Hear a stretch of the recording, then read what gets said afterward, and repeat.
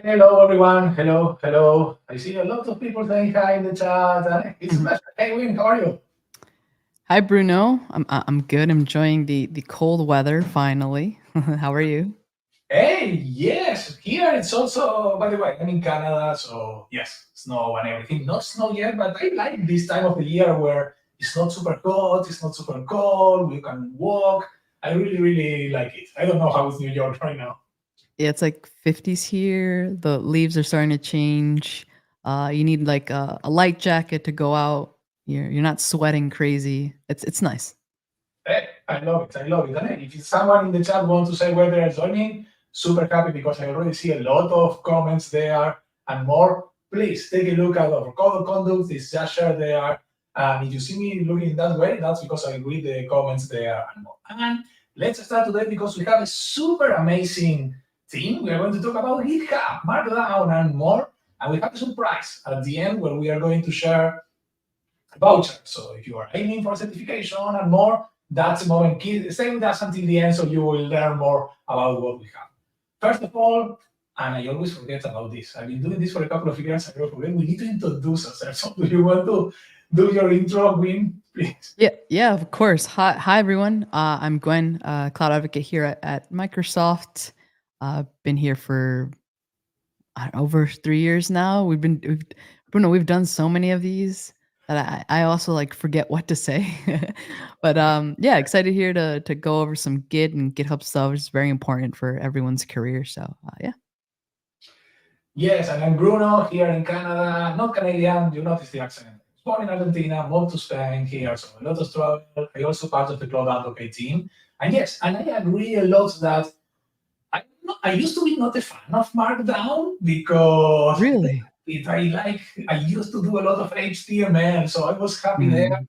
But Markdown is so popular and it's so easy that literally, as you mentioned, as you said, everybody needs to learn how to do Markdown. And by the way, I see people from Guatemala, Pakistan, Turkey, a lot of people saying, Fernando helping us also here. Fernando, thanks a lot. He is one of our amazing student ambassadors helping us moderating the comments. So please say hi to Fernando also there.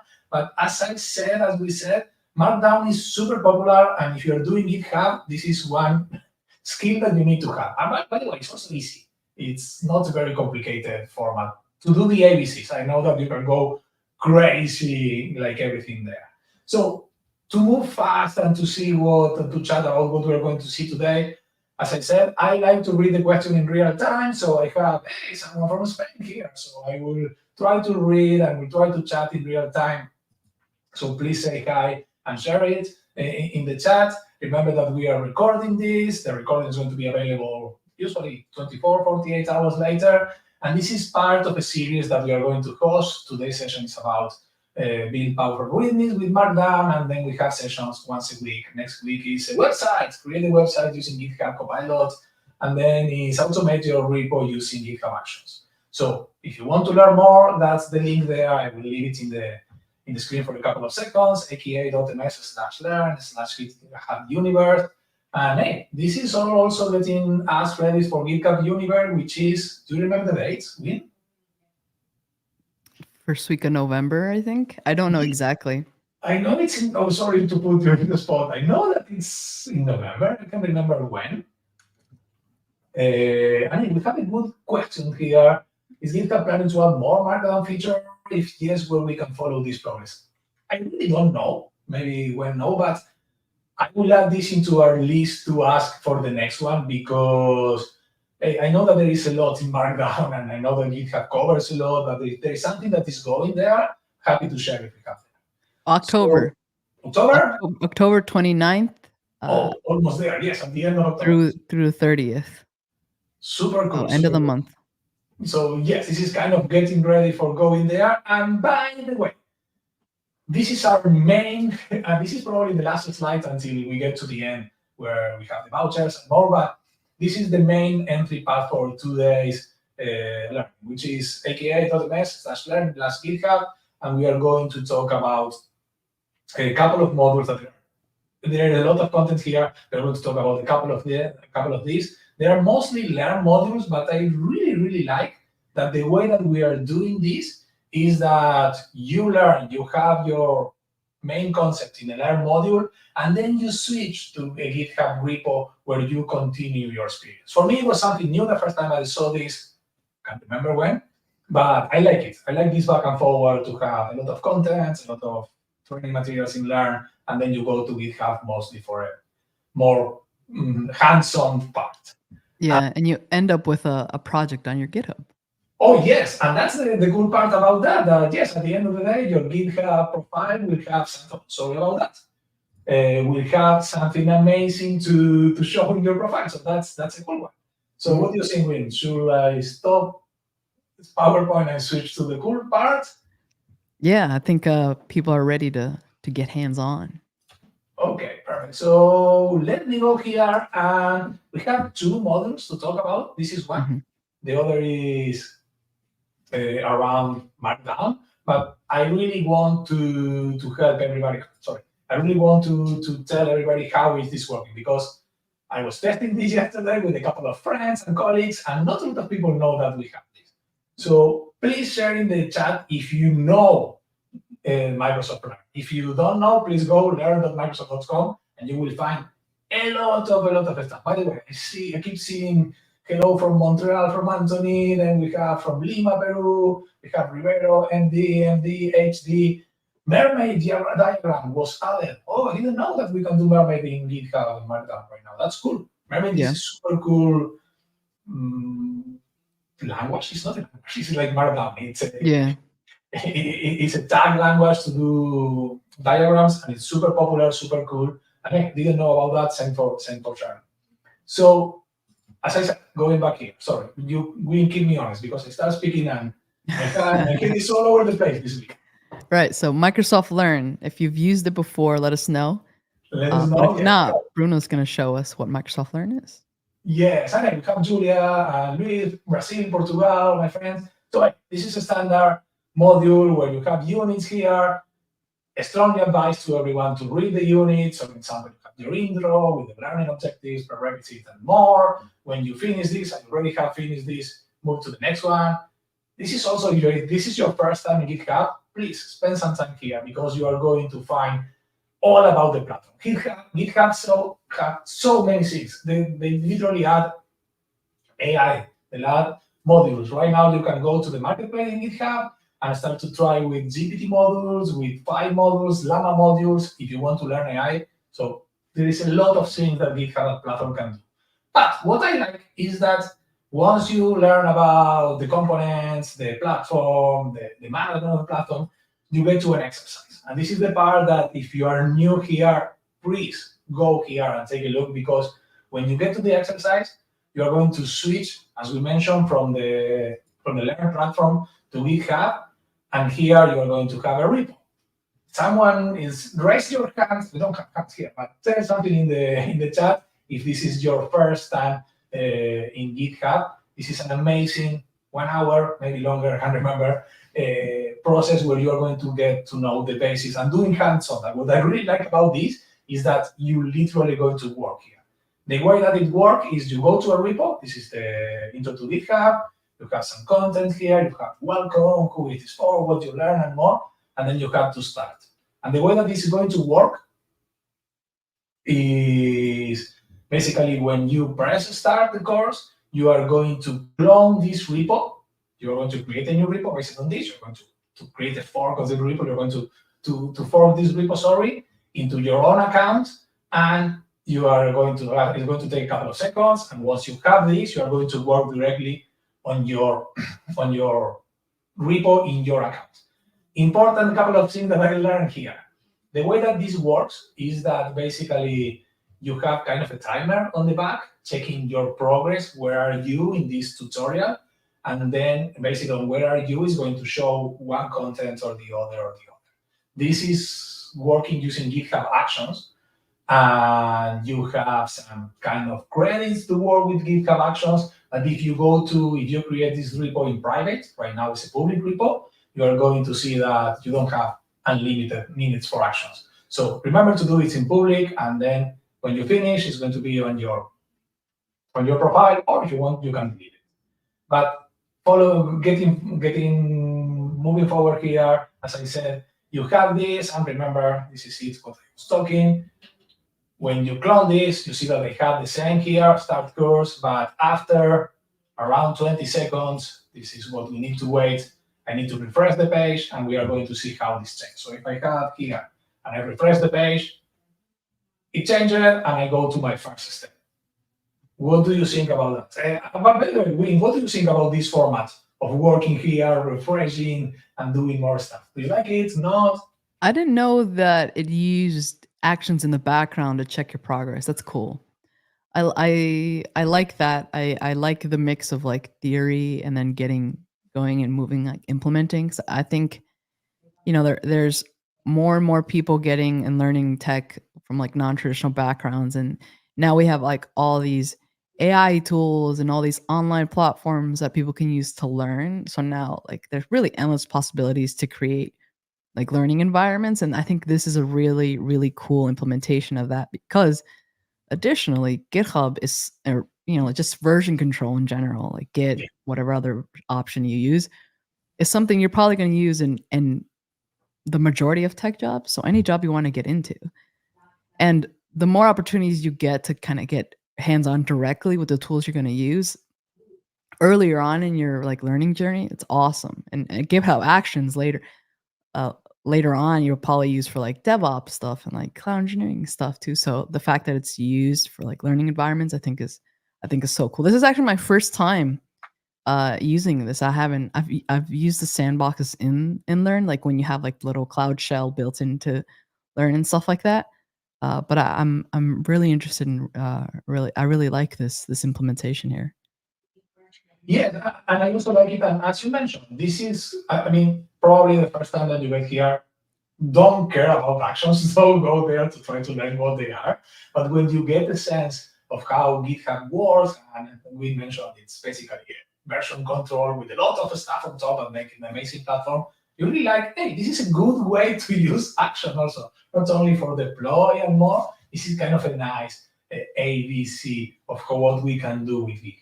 I see a lot of questions here. I see a couple of questions around if we are going to have some benefits on GitHub, the student pack. We really don't know about that. We probably need to check with our friends from GitHub. I see someone say, Viva l'Italia. Oh, yes. I have my family coming from Italy also, so Forza Italia whenever I can. Can you share the link so we can try? Yes. So this is the first link. Let me see if I can paste this in the. I'm going to paste this in the chat directly here. Once it's in the comments, I'm going to share it here. So there it is. So this is it. And again, if you go to Microsoft Learn and you go and you search for introduction to GitHub, you're going to get to this one. So this is kind of a nice. And while people are probably copying this and more, let's follow the steps so we can take a look how this works. So my first step, which is going to be create a branch. This is the first activity that you need to do.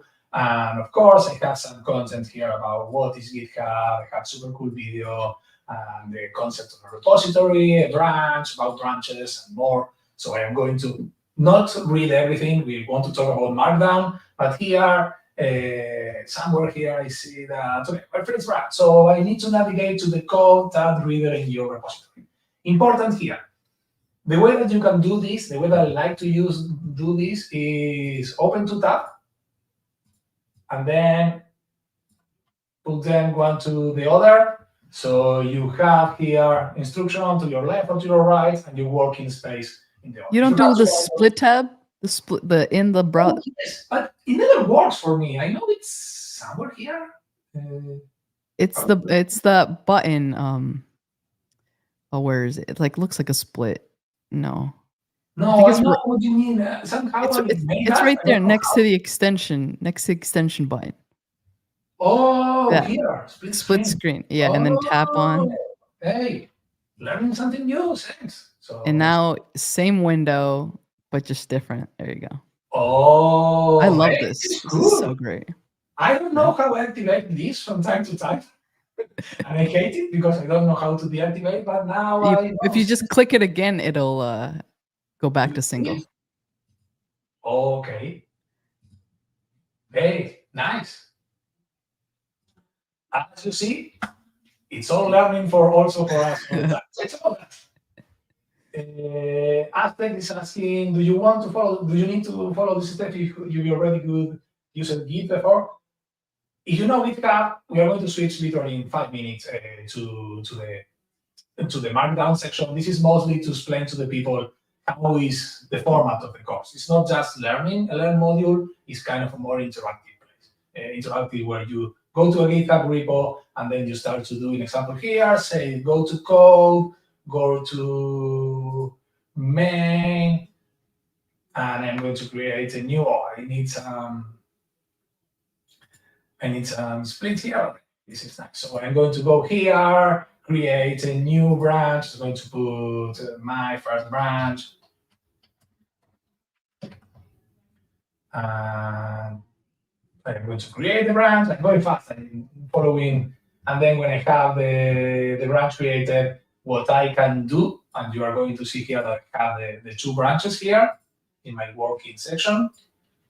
Now, if I go back here to my main repo and I wait 20 seconds, this should change for step 1, so step 2. So this is a way you can move forward with this, and I really, really like it. Let's see if we are already there. So I need to put focus here. So there it is. I already have the second step, which is commit a file. So this is the kind of the way that is working, and I like this. It's super interactive. I also like that I learned to use the split tabs, the split screen. That I did it by mistake. There is some shortcut here that activate this, and I never knew that this is there. So it's kind of nice. In mentioned that Brave browser doesn't have the feature, that feature. You can still open two browsers there, or switch to Edge, or give it a try to Edge or more. And a lot of hellos also from Bolivia, India, and a lot of other places. So that said, I don't know, do you want us to switch to your screen so we take a look at the Markdown? This was kind of an intro to main, GitHub, learn module, and then we talk about Markdown. Yeah, let's do it. I need to pull up the. I closed the tab by accident. Give me 1 second. I'll open up the. Hey, no problem. I will check also the comments here that we have. Jasmine was asking, where do you have access to the Microsoft Calendar repo? There it is. That's the learn module. When you have the module, it's going to step the unit 4 or 5, redirect you to the repo, check in. Aztec is asking about some GitHub Copilot, need some improvement, interface changes for the Rider ID. I haven't used Rider in a while. I used to use Rider back in the day to do stuff in Linux and in the Mac when I had the Mac a long time ago. But I can pass the comment back to the team so they can take a look. Or by the way, send us a message with the improvement that you want, and we can take about this. Or try to open an issue if we have any repo for that. Michael said that not my first time on GitHub, I'm still a newbie. Hey, me too. I use Edge all day and I just learned how to do the split screen. So this is how we roll. We always learning. Yeah. You can share my screen if you. I got it. So at the stage, there you go. This is perfect. We can share the link in the. I am going to share the link in the comments for the Markdown module. Yeah. So this is the second module. The first one kind of like just introduces you to GitHub and Git, and then Markdown is obviously used to kind of like write your documentation. Another cool thing about Markdown that I personally like a lot is I find that more and more like other programs are starting to use it for like writing text as well. So there are a lot of like note-taking applications that you can, write your text or like use the little like drop downs that they have, or you can just use Markdown and then it'll like, I guess, transpile that into whatever the program uses. So it's almost becoming like a universal language for formatting text in different programs. So you learn it, you leverage it now for like READMEs and documentation, but you never really know where else you'll be able to use it. And I think that's great. I think it's nice that there's more and more adoption, because it is once you learn it, it is pretty fluid to work with, and I think it makes sense. I don't know. What do you think, Bruno?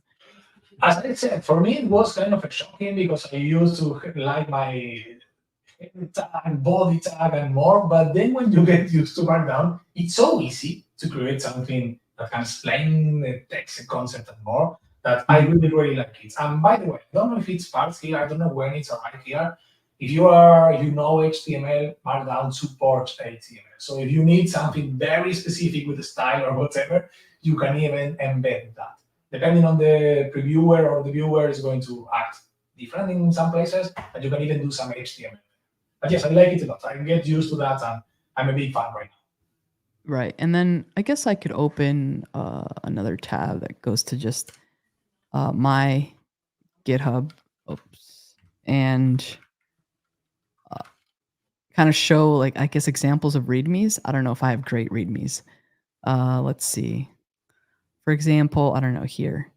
Just to give an example of what you would actually be using Markdown for, right? So you see how we have like formatted titles and links here, and you're not seeing like the actual URL. You're seeing just the title or the text. We have some code snippets in here as well. And yeah, just a bunch of sections. So when you want to format your documentation nicely, that's where Markdown is being leveraged, and what we're gonna look over today here. Bruno, someone says that you probably just installed Edge for the live stream. What do you have to say? I see that. Hey, I used to use Firefox a lot. And then when I switched to Edge a couple of years, because also sync well with my phone and more, sadly, I moved away from Firefox and never went back. But no, for me, Edge is fine right now. But actually, it was a nice experience. You know what I really like about Edge is, have you used the read aloud, the immersive reader and the read aloud features? Oh my goodness. That is just, for me, that's the thing that keeps me using Edge. And highly recommend other people try it too.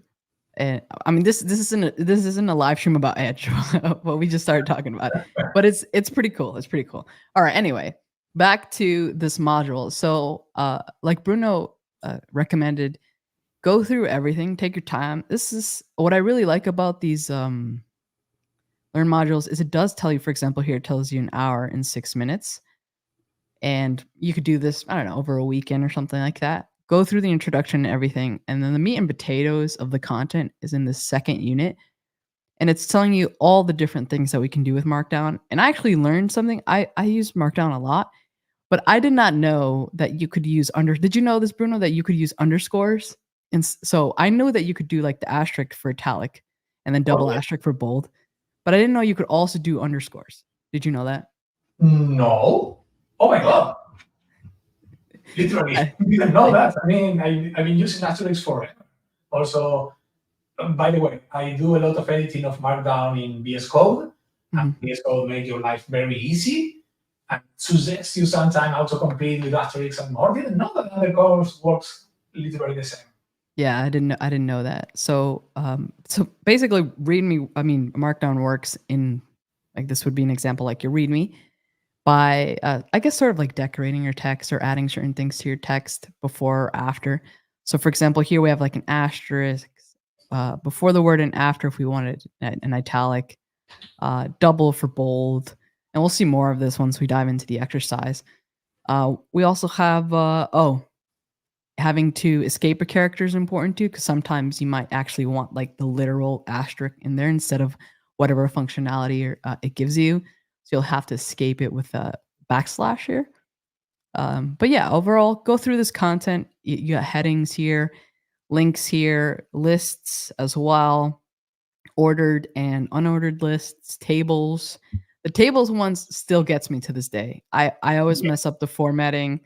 I'm always missing either like a pipe or something there, but highly recommend you check that. Quote text too, like you were mentioning here, inline HTML, we can use that as well. For example, here we have a break line, which interestingly enough, Markdown doesn't have, but you can use HTML for that. Highlight and do like the code blocks like we see over here. We can use the backtick for that, or triple backtick for a block of code. Want to use that. What else is in here? Oh, this I didn't know very well. The cross-link issues and pull requests, where you could just link to something and because it is on the GitHub platform, it can link directly or like specifically to what you want. This is pretty neat to know as well. And again, just additional functionality to make your READMEs a lot cleaner and a lot easier and very beneficial. And so there's nothing worse than going to a repo and I mean, the worst is probably having no README whatsoever. Yeah. But then having like an incomplete README or a README that like has broken links or things like that, yeah, it's kind of annoying. And link specific commits. I didn't know this one either. The mentions, I know you could do this in like PRs, like comments. I knew that, but I didn't know it works actually in the Markdown, which is pretty interesting. Task lists as well. Slash command. I didn't know slash commands either. There's so much new stuff here that from the first time that I learned Markdown till now, I'm like, oh, there's a lot more functionality in here too. So yeah, highly recommend you spend some time going through all of those. And what we're going to do is actually work through the exercise here. So this is very similar to kind of what Bruno went through for the first one, but again, specific to Markdown. So what we have to do is start the exercise on GitHub, and we're going to do the 2-tab thing as well. So it tells us, let's zoom in a little more here. Here we go. Who is this for? New developers, new GitHub users, students. It tells you what you learn. Prereqs. In this course, you will work with pull requests as well as edit files. If these things aren't familiar to you, we recommend you take the Intro to GitHub course, which is that first module that we showed you. And more or less, this will take about an hour to complete. And hopefully we don't have an hour, but hopefully we'll get through it by then. All right, so let's right click on this and we'll open this in a new tab. Close this, go on here. And I can kind of keep everything the exact same. It sort of populates the settings that you need. And you can hit create repository there. Let's give it a moment to create. We're going to do a little side-by-side action. Do this here. We'll do this here. Perfect. Okay.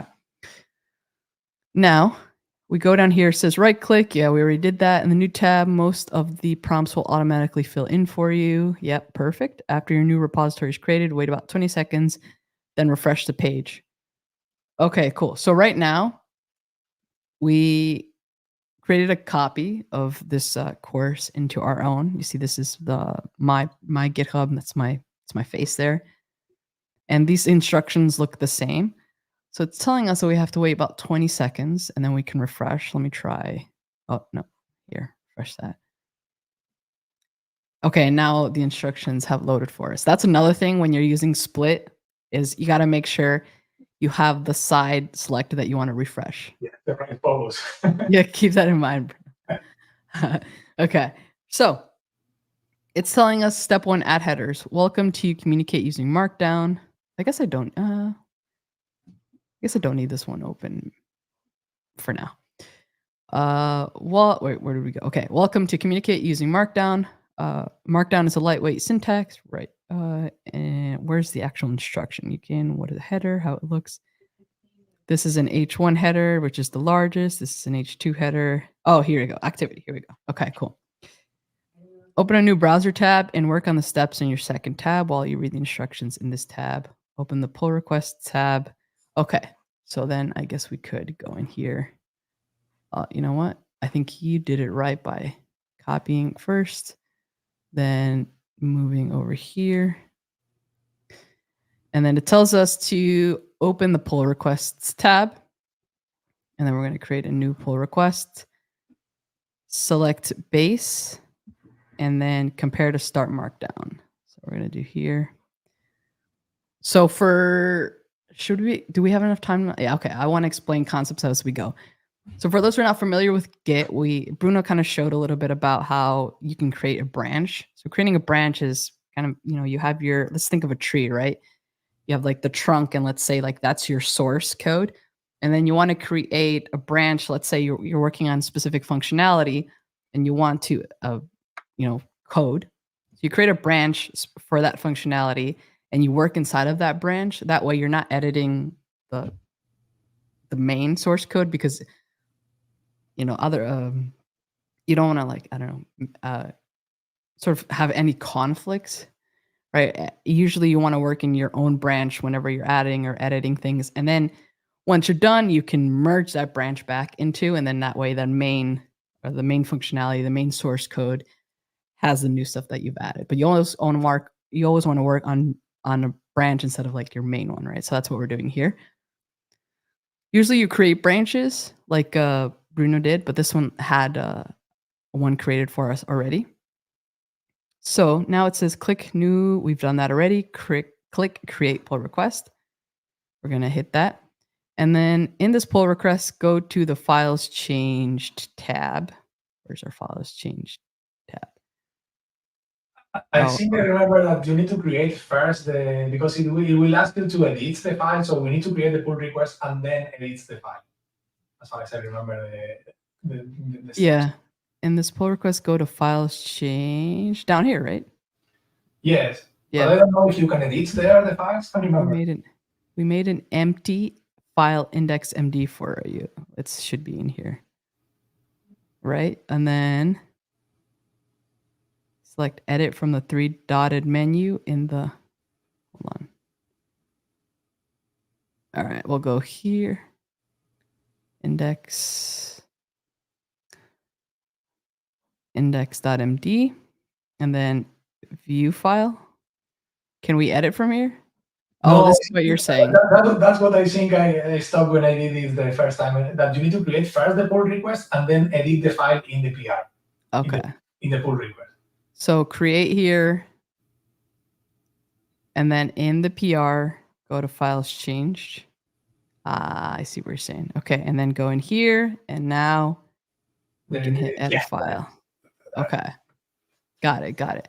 Oh yeah, you're right. It says click pull request here. Okay. I think they are missing some kind. We are missing to add some description there that creates the pull request. The pull request.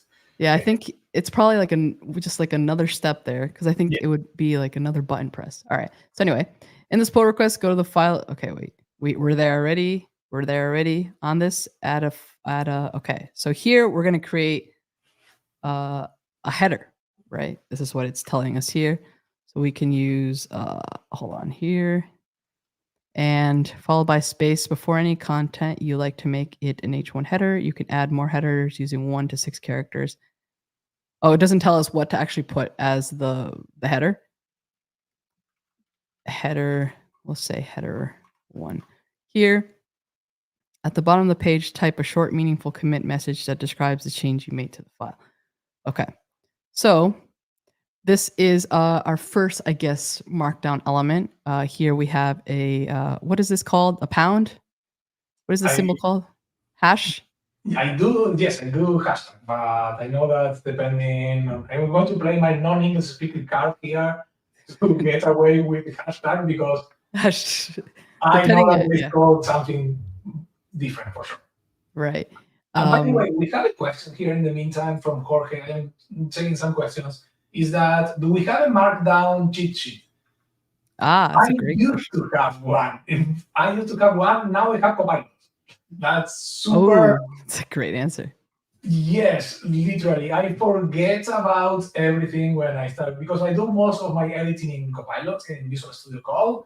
And Copilot is super useful for these kind of things. I want to do a table, so I type to Copilot create the basic structure, and then I do this, that.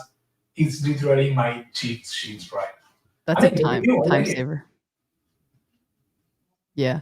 All right, so I added a few headers here. Like it says in the instructions, if you just keep on adding hashes up to 6, you get different sizes in your headers, right? So for example, header 1, you see the size is larger, 2, and then you keep going up until 6 here. And when you hit preview, you'll see the Markdown rendered, and this is the preview of that, right? So here you're in the editor mode, here you're in preview. Like Bruno mentioned, working with this in VS Code, there's like a lot of functionality that makes it way easier, snippets and autocompletes and stuff like that. But we're going to do it very manual for now. Okay, so now at the bottom it says, where did it go? At the bottom of the page, type a short, meaningful commit message that describes the change you made to the file.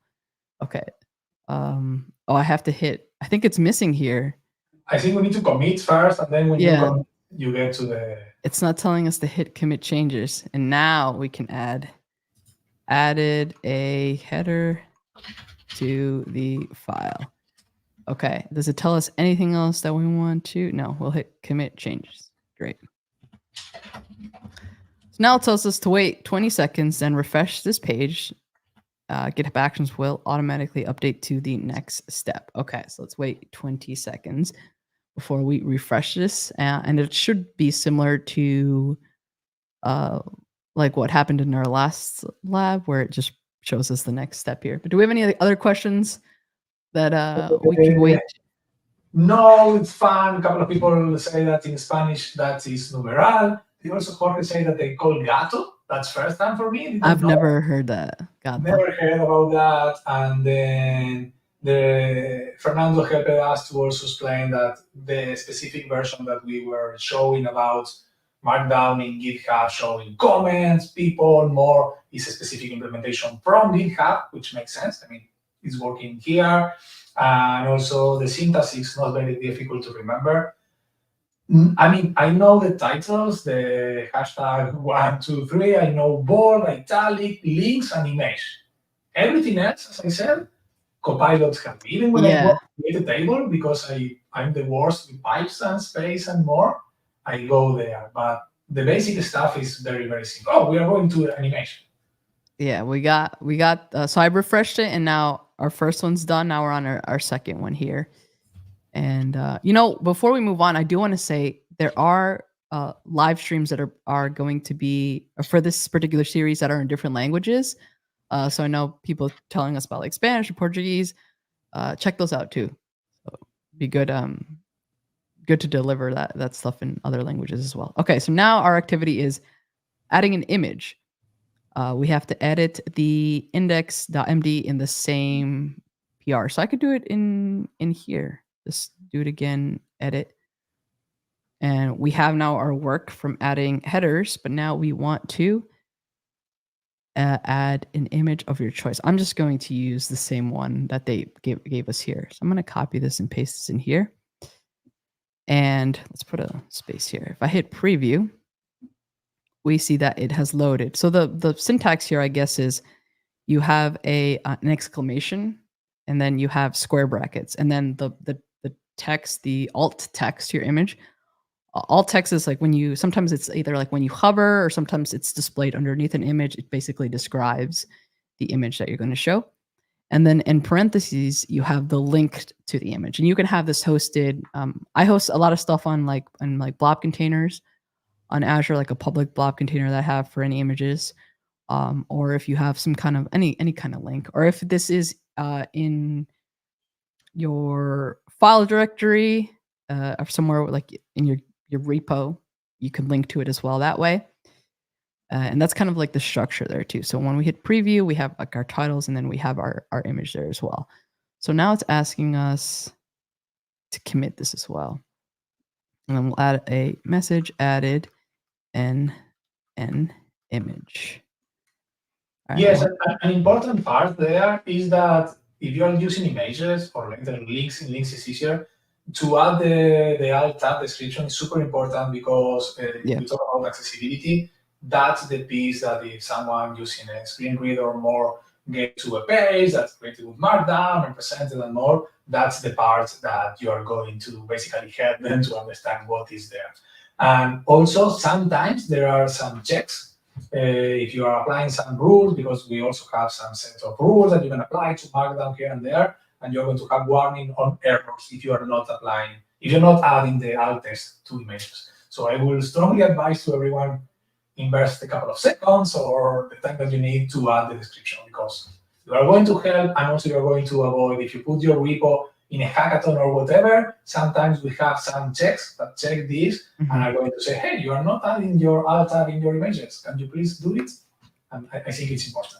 Yeah, and it's simple. It'll take you like 10 seconds, and it only provides like benefit. So highly recommend people do that. All right, so we've already got our third exercise or our third step here, which is add a code example. I really love seeing code snippets in Markdown or in Docs. I think it makes things like look cooler, and obviously it's an easy way for you to give instructions or examples that use code. So highly recommend you look into how to leverage that. So we'll have an example here. So I think we're following the same kind of flow here. Edit the index. We're going to go edit here. And I'm just going to remove some of these headers.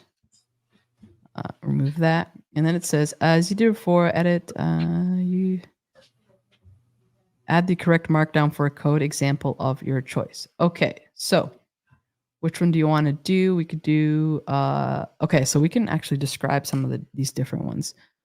So if we use just a single, what's this called, backtick, this will just make the word or the text that is surrounded with the backtick as a code snippet is the variable. So I'll show you what this looks like. So we see, oh, that image is massive. So we see here like the number is or the word number is in a block, right? In a closed block. We go back, edit. I'm gonna move this image. Do you think I need to keep the image in order for the action word to work? Let's delete the image and we can go back and add it if the action needed for the next step, but we can remove it. Right now it's... Yeah, we'll remove it for now. Yeah. Okay, and then if we use 3 backticks, we're gonna create a whole block, and this is helpful for like if you have multiple lines of code. And the important part is, oh, hold on, I feel like my keyboard got stuck or something. Let me see. What's going on? Oh, there. No, what's going on? Uh-oh, Bruno. I may need to unplug my keyboard. Okay, no problem. Let me see where I am in that page. I need to create the pull request. I can do it faster to get there if you want. Oh, I got it. There we go. Hold on. I think I got it. Okay, there we go. I think it's working now. If not, well, I'll unplug it. Okay, so anyway, yeah, we have 3. So you need to start a code block. You need to start with 3 backticks, and then I guess to delimit it, you have to end it with 3 backticks as well. But the important part is you provide the language that you want syntax highlighting. So for example, here it's saying like here JavaScript as an example, right? And we can actually copy this the same here. Just copy this over. And I don't know exactly which languages are supported. I know Bash is there. I know Python, JavaScript, obviously. Yes, I'm guessing that the most popular ones are all there because yes, Python, Net, Bash, TXT, or whatever. If you don't add anything, it's going to go by default by text. But I'm guessing that all of the languages are supported there. You can even have some XML and more to do that thing. Yeah, most likely what you're looking for will be supported here. So now we're going to do added code blocks. Hopefully it doesn't ask us for the image. Let's see what happens.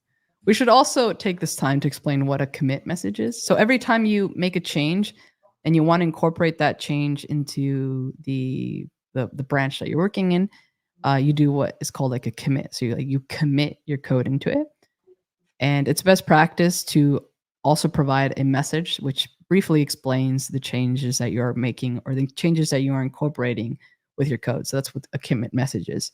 Here we're doing it all through UI. I know there's so many tools and for like version control and extensions that you can just click and it'll handle all the stuff for you. But I always just get through the CLI. I don't know, Bruno, what are you a fan of CLI or UI? I do mostly for my VS Code. I do the commit things and more. And it's great now that has AI, like it can AI generate your commit messages, which sometimes I think is pretty helpful because sometimes I'm like, I have no idea what I did. I don't remember what I did.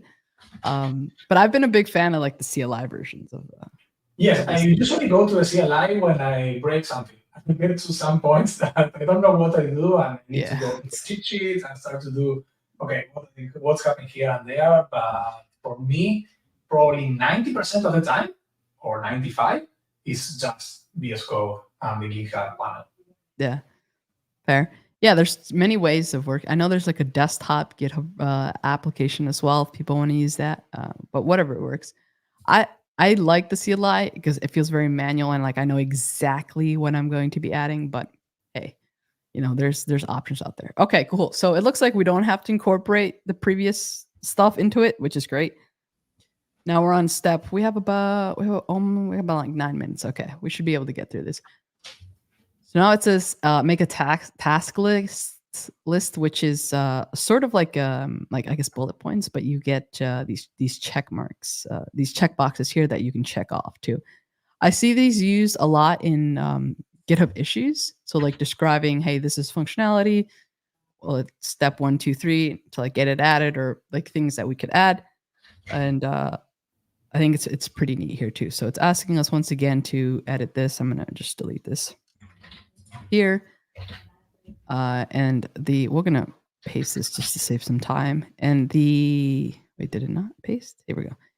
And the important part here is the spacing between. So you have obviously the dash, and then you have square brackets, but there's a space there. So that's important to keep in mind. If we go to preview here, it's loading. And now you should be able to click on this. I guess we have to commit it first, or we'll see it in the actual document. But here in the preview, it's not. Can you not click in the preview? Maybe not. What if I put in? I haven't checked. I know that you can do this because we use this in example. We use this a lot when you create an issue.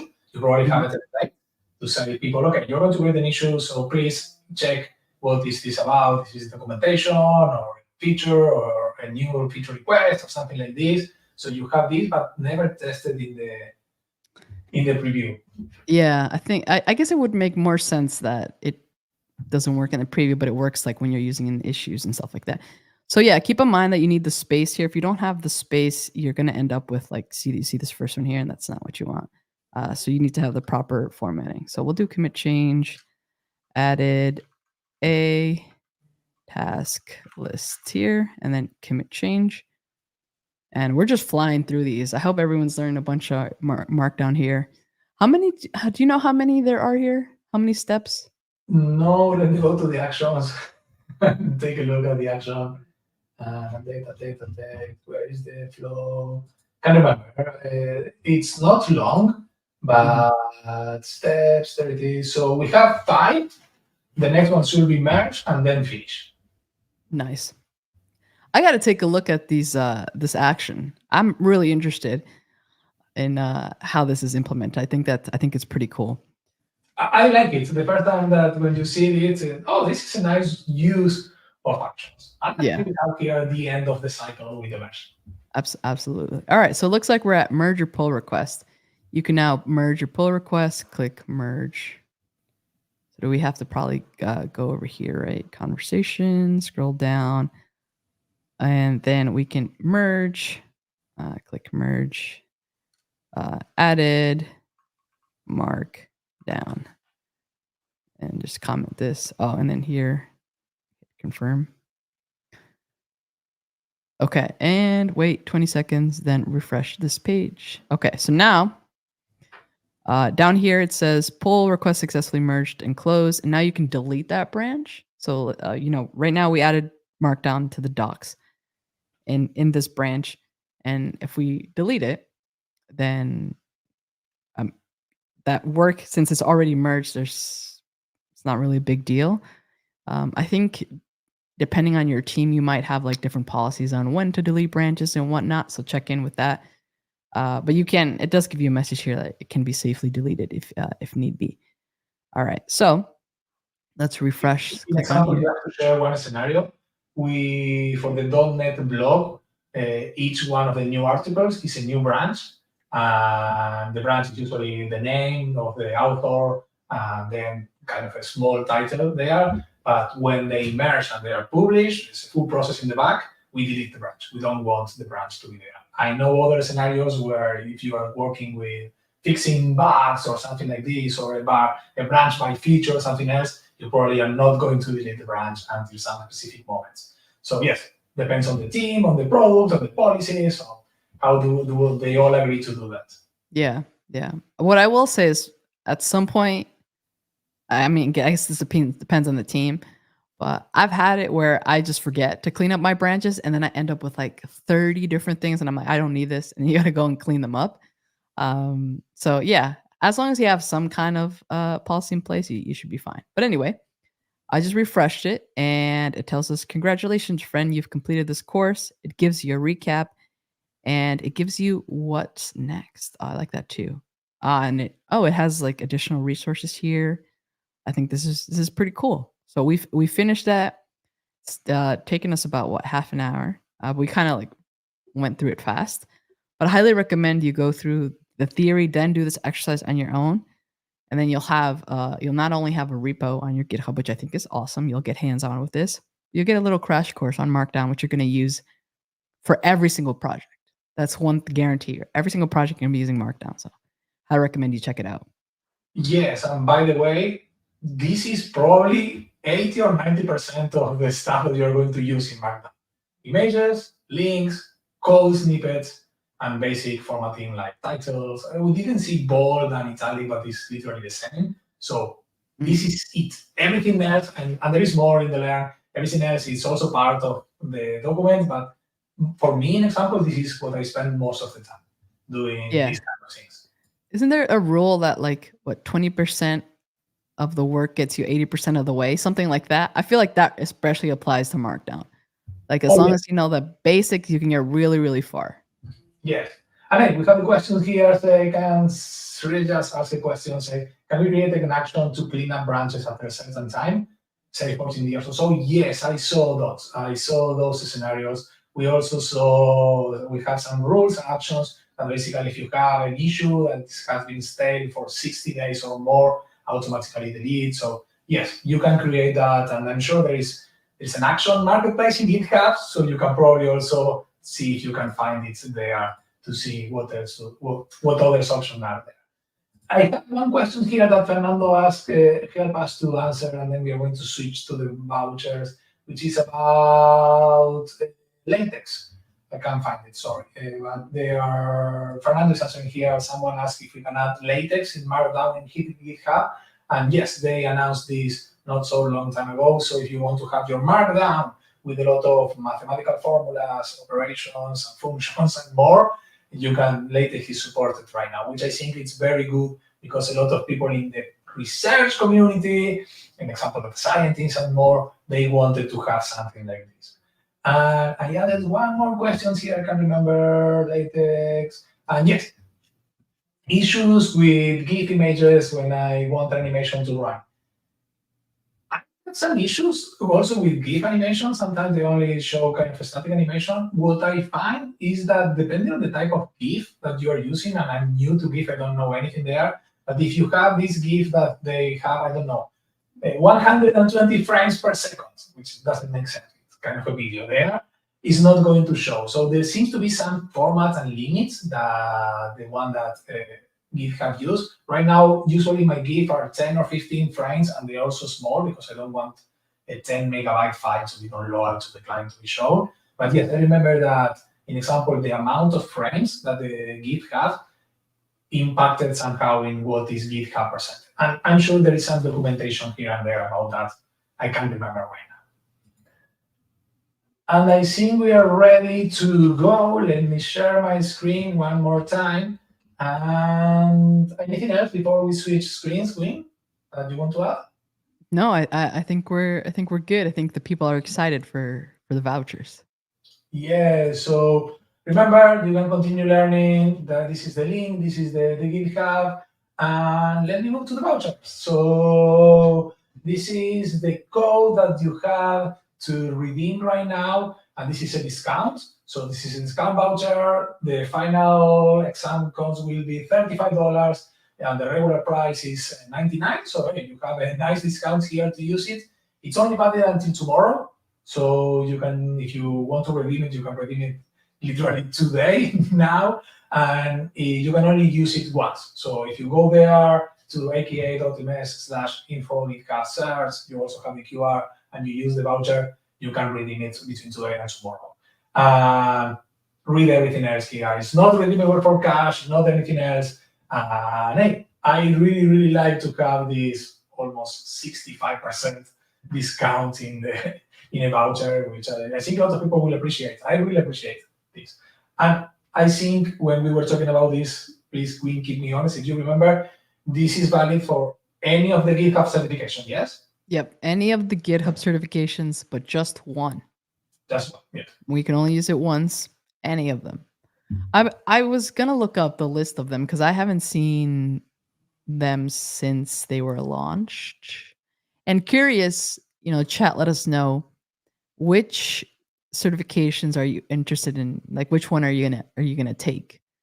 I know there's one on actions, since we've been talking about actions a lot. That sounds cool. But yeah, which ones are you interested in taking foundations? All right. Oh, here's a great question. The deadline of tomorrow, is it to book the exam or to present? I'm guessing present, you mean like actually take the exam, right? Yes, Alfredo mentioned. Thanks, Alfredo and Cynthia, by the way, also with Fernando to help in the chat, is to book it. So I'm guessing that you can book it between today and tomorrow with the voucher, and then you have it. So thanks, Alfredo, for that. Yeah, I think it'd be kind of wild saying now you have 24 hours to take the exam. Go right now, go study. I can't do it, but then, yes, thanks, Alfredo, for mentioning that. And I'm going to keep going to the question. Again, Boyd asking questions here about GitHub students expectation for free. Don't know. I don't think so. As far as I remember, I may be wrong, but I don't know, and I don't think that you have free certification there. You need to check there if you are a GitHub student pack and more, but I don't remember to see that you have certification for free. Jason is asking, did we cover everything for fundamentals today? No. No. Check the other series that we're going to do. I think it's the same day, every Tuesday, same time, the next weeks. So you can check the other, but no, there are more fundamental. There are more content for the fundamentals one, which I think is foundations here, not fundamentals. I think fundamental is in Azure, and here is it's foundations. The names. We have more people saying hi here from SA. Is San Antonio? South Africa? South Africa? Oh yes, I think I've seen SA be an abbreviation for South Africa. I could be wrong though. It's probably South Africa. Right. Linda, please. I'm sorry, I butchered your name. Sorry about that. If you want to share what SA mean, we will learn something. And Jorge is going fast. Hey, happy to help. Alfredo, this has been awesome. You can schedule to take it at a later time. That's kind of idea. If you are watching this in the recording, please remember that this is only valid until tomorrow for us, October 9. So if you're watching this after October 9, not going to work. Yeah, so that's why you need to check the schedule, sign up, catch one live, and then you can get a voucher at the end of each live stream that we have scheduled for this series. And again, we have different languages too. Keep that in mind. Oh yes, if you want to, I know that we have in Spanish because I'm doing a Spanish one next week. So yes, and it's also Portuguese because I remember that Pablo and Cynthia is probably going to be there. That for sure. Missing that, yes, we also have other languages. Please check if you want to know. Mauricio say greetings from Colombia. Thanks to you for watching. It's a pleasure for us. And we are almost on time. So while we are going to close in a couple of seconds, Win, as usual, a pleasure to be here. And I learned a lot of stuff today, not only about Markdown. I like it. Yeah, always a pleasure to work on something with you, Bruno, and everyone in the chat. Thanks for hanging out. Hope you learned some GitHub stuff, some Git stuff, some Markdown stuff, and go and get your voucher. Take your exam. Learn some new things. Get hands on. It's always a great way to learn and get job ready. Yeah, thanks to you also. And thanks everyone. See you next one. Goodbye.